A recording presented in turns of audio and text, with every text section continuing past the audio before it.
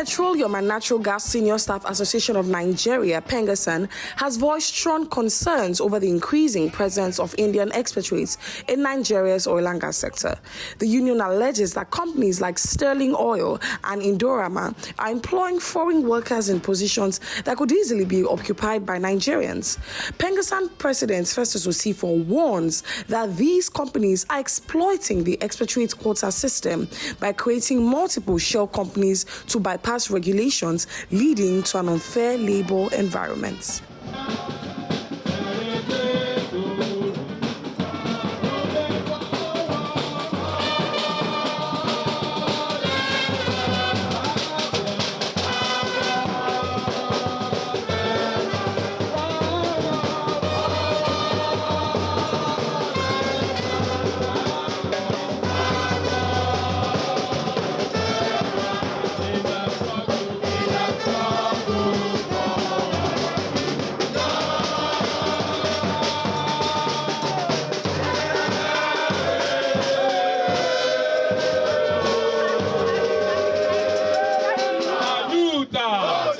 Solidarity, my brother, my sister, let no one deceive you. Women are great, women are great. Our gender, our gender. Osifo, Amala.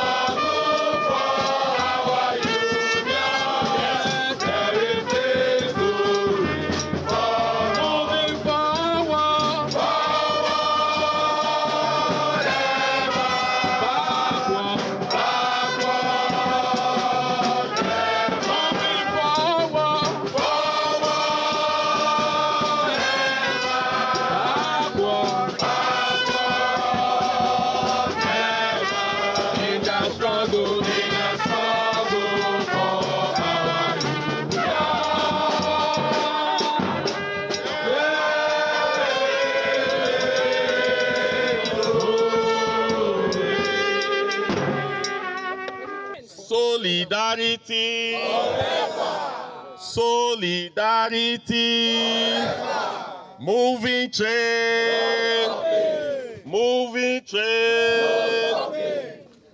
We are here today to picket. We are here today to picket Sterling. Sterling Oil or Sterling Exploration and Production is a company that has existed in Nigeria for quite a while, and is a company that has deliberately violated the rules of engagement. They are companies that have deliberately violated the rules of Nigeria. These are people that they've told us consistently that they have bribed everybody in Nigeria. Why? These are people that they have told us that are we going to go to the Ministry of Interior, that they have bribed them. They told us, are we going to go to the Ministry of Labor, that they have bribed them. That are we going to go to the Ministry of Petroleum, that they have bribed them. That are we going to go to NCDMB, that they have bribed them. That are we going to NMPC, that they have bribed them. That they have bribed every living human being in all the agencies in Nigeria. And we are not surprised that is why today a company like Sterling, they have over 10,000 expatriates working in Nigeria. In Sterling Global, we have expatriates as gatemen. In Sterling Global, we have expatriates as vulcanizers. In Sterling Global, we have expatriates making tea. In Sterling Global, we have expatriates that are Nigerian cooks, cooking egusi and ogbono for Nigerians to eat in Nigeria. In Sterling Global, all the operators, all The catchword, all the operators, without exception, are all expatriates. They are all Indians. When I say expatriate, they are not Americans. They are not from the UK, but they are all Indians. Today, Sterling Global, they registered over 100 companies in Nigeria in order to circumvent the NCDMB Act. They registered over 100 companies in Nigeria in order to circumvent the processes and procedure put in place by the Ministry of Interior. What are all these agencies doing? Is it really true that they have bribed them? This is the time we will know. If they come and act, we will believe that Sterling is lying. But if they refuse to act, then that means that what Sterling has been saying over the years is true. Solidarity forever. As of today, comrades and gentlemen of the press, we have other IOCs that are working in Nigeria. We have Chevron, we have Total Energies, we have Shell, we have Ajip, now Owando, we have ExxonMobil. The total number of expatriates working in all these companies added together is less than 1,000. And these companies are the companies that are producing over 90% of Nigeria production. So what specially is Sterling doing that they have brought in over 10,000 expatriates to work in Nigeria? What is difficult? What is difficult in vulcanizer? In carrying the job of a vulcanizer? What is difficult in preparing tea? What is difficult in manning gates? What is difficult in cooking egusi and ogbono? On a daily basis, comrades and gentlemen of the press, the logistics of Sterling, they work 24 hours of the day because you have Indians trooping in and trooping out. A lot of them does not even have the requirement to work here in Nigeria. Some of them are criminals that have been released from different jails in India that they have brought to Nigeria. Some of them have not even finished secondary school in India, but they have packed them to Nigeria. This is a way of carrying a capital flight. In a country where we have a lot of Nigerians searching for jobs, in a country where we have university graduates that are roaming the street looking for jobs, in a country not even to talk about secondary school leavers who clearly does not have work to do. The Nigerian government, they are looking the other side. The Nigerian government and its institutions, they all close their eyes to allow this to go on for years. They all close their eyes to allow this illegality to be perpetrated by Sterling. For us, it is time to say a no, no, no.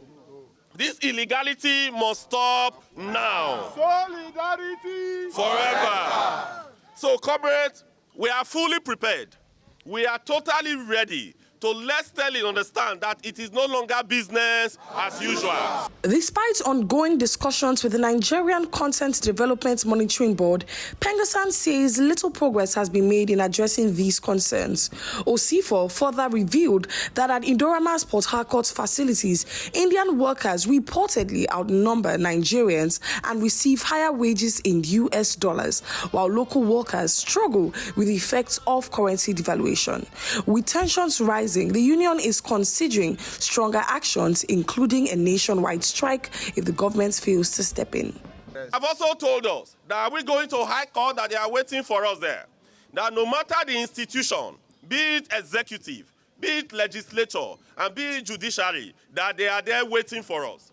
In a sane climb, in a country where things work, even in Africa country like Ghana, or even in another country like Angola, this cannot happen.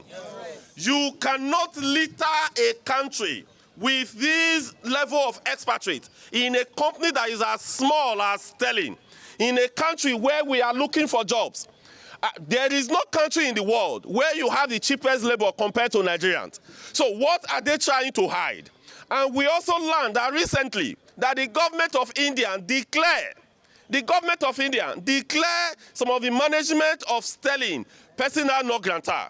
Right. The government of India, correct, they are looking for some of these individuals. Correct. They ran away from India, yes, and today they are hiding here in Nigeria. Yeah.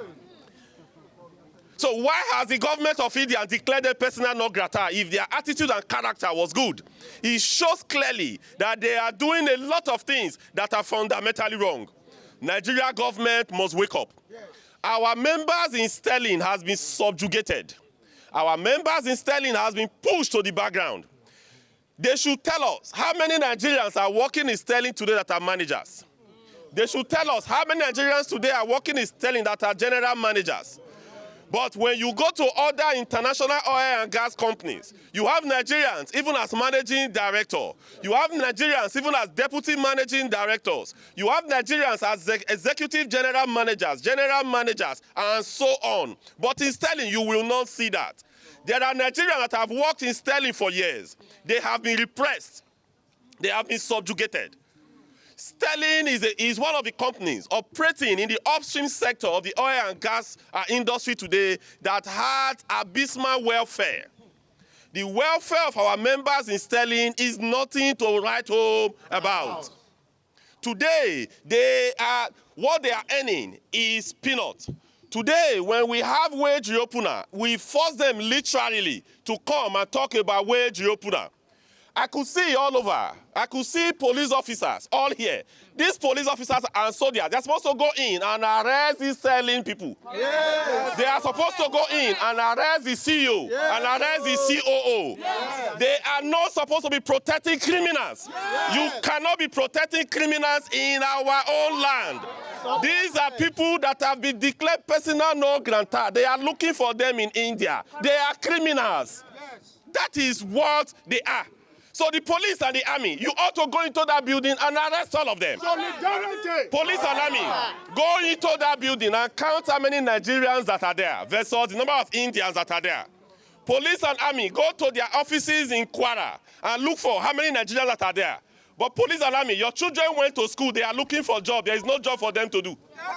Your children, your brothers, your nieces, your nephews, they are all graduates. Some of you are even university graduates, but you join police as a recruit because there is no job in Nigeria to be done. You ought to go in there. The commissioner of police ought to instruct you to go into that building and arrest all of them because they are criminals. That is whom they are. Some years back, this same Sterling sacked some of our members for doing nothing, for demanding for their rights. Today, those our members are still at home looking for what to eat. It is time to bring them back. Solidarity. Forever. So, comrades, this is just the first in the series of the activities that are going to happen. If at the end of today nothing happens, we move to tomorrow. If by the end of tomorrow, if nothing happens, we speak to those in authority and they are not willing to do what is right. This has a potential of accumulating into a national strike.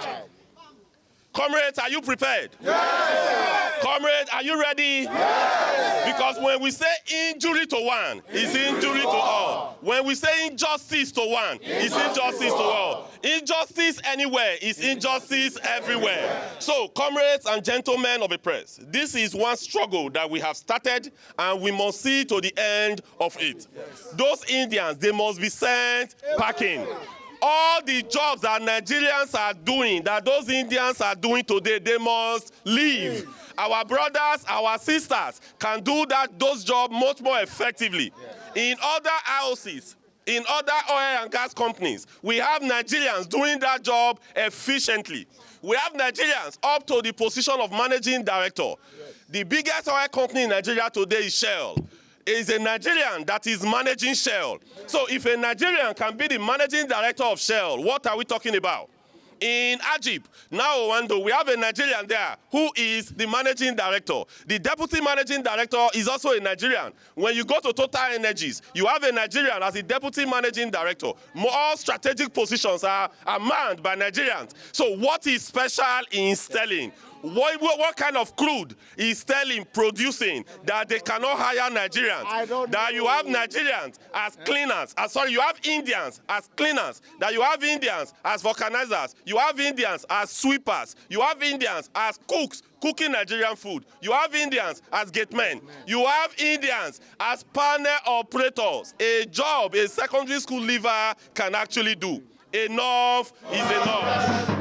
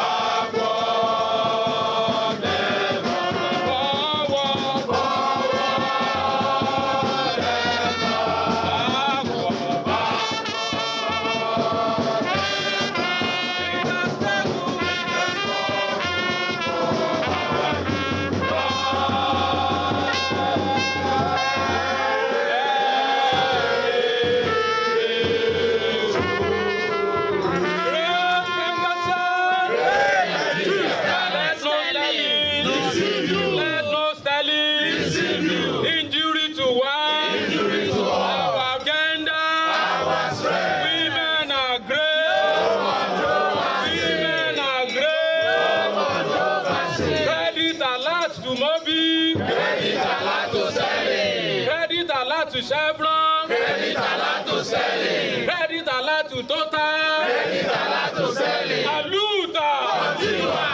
Every nation, every people out of relative obscurity either discover their mission or they destroy it. Now, what is happening in sterling oil? It's a long-standing issue, and PENGASSAN as a body decided at this time that it's time to correct the wrong. Of course, the president have already spoken about them taking advantage of a loophole in the Nigerian content law to bring influx of expatriates. But how do you explain an organization that the expats to Nigerian ratio is I should say 98% to about 2%? That doesn't happen. This is not Indian embassy. This is a country with its own rules, with own laws, guiding employment, guiding how we work. And so the reason why they will have that level of, differential in numbers of expat versus Nigerian is because they are violating Nigerian laws. They are violating Nigerian laws. Most of their operations is more or less like JV, like joint venture, and what that implies is that the cost overhead of having this many Nigerians is on the Nigerian government. I mean, many Indians is on the Nigerian government. And so we are saying we want things to be corrected. We want there to be open opportunities for Nigerians to have jobs to do. Because in other climes, this wouldn't happen. I've worked in several different countries around the world as I become part of the expat team. But what is happening in Malaysia, for instance, if you take in one expat, you have to take out two Malaysian nationals. But in Nigeria, these people take advantage of the loopholes in our laws, taking advantage of the relative weaknesses of our corporate entities to influx Nigerian and deny Nigerians of opportunity to work. So, and thereby laying off our people, underpaying our people. By underpaying means they pay people what cannot take them home. And that's some form of redundancy, declaring Nigerian jobs redundant, but opening opportunities for jobs like welding, gatekeeping, vulcanizing. These are very menial jobs. What we expect Indians to do, or the structure of work as it's contained in the NCDMB guidelines, is the fact that we are expecting expert technical knowledge to come so that you can transfer technology, but not taking jobs that everyday Nigerians should be doing. But that's the reason we are standing up saying enough is enough. And I want to speak to another angle. What PENGASSAN is doing right now is what certain structures and systems of our country should be doing. But they have failed. And so PENGASSAN is saying enough is enough. The leadership of PENGASSAN, Comrade Festus Osifo, is pushing that narrative very strong. And all of us are lining up behind to ensure that the right things done in our country. I think it is coming to a point where the government needs to do something drastic about our tertiary institution, the workers, and the situation of things in all those tertiary institutions as regards the materials, the environment, and everything. In some of the states now, the tertiary institution workers are on strike for one thing or the other.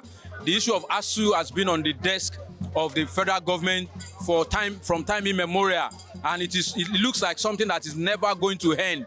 ASU is there, CONOA is there, demanding for various things that are not supposed to be a brainer before it is provided for them. Salary arrears, increments that are not effected, abysmal working and poor condition. I've been to many tertiary institutions, and what you will see there, they are actually hell. And you need to see how these lecturers are living. And these are core to whatsoever that is going to happen to this country. These are where all our researches, all our advancement programs are taking place. But the lecturers are simply not happy. The people that are not even lecturers, the non-academic staff unions, the people that are support staff in this tertiary institution, many of them are living a lifestyle that is nothing to write home about. And we believe that from the federal government and even state-owned schools, they need to wake up now and do something urgently about these tertiary institutions. Almost everybody that will work in Nigeria will have to pass through this tertiary institution. And if the lecturers, if the non-academic staff, if they are not happy, it is something that is going to cause a big trouble. That is when they will be circumventing the process. Many of them have side hustles that they are doing. They are not concentrating on what they are supposed to be doing in the university because they are poorly paid, because their welfare has been neglected over the period of time. Go into their offices. You will see everywhere dirty, everywhere totally nothing to write home about. Some of us have seen schools outside Nigeria before, and we see how these people are well taken care of. Their accommodation, their offices, they are totally terrible. Their salary is nothing compared to what they should be collecting, going by the kind of job that they do. So it is high time that the government stood up to this issue and make sure they do something about our tertiary institution workers, both academic and non-academic staff, so that everything will come together and we begin to see a new leaf in this tertiary institution. I believe the governors, the president, all the people in charge of education, the ministry, they need to do an holistic review of what is happening in the education sector. And that is the only time that Nigeria will be able to move forward.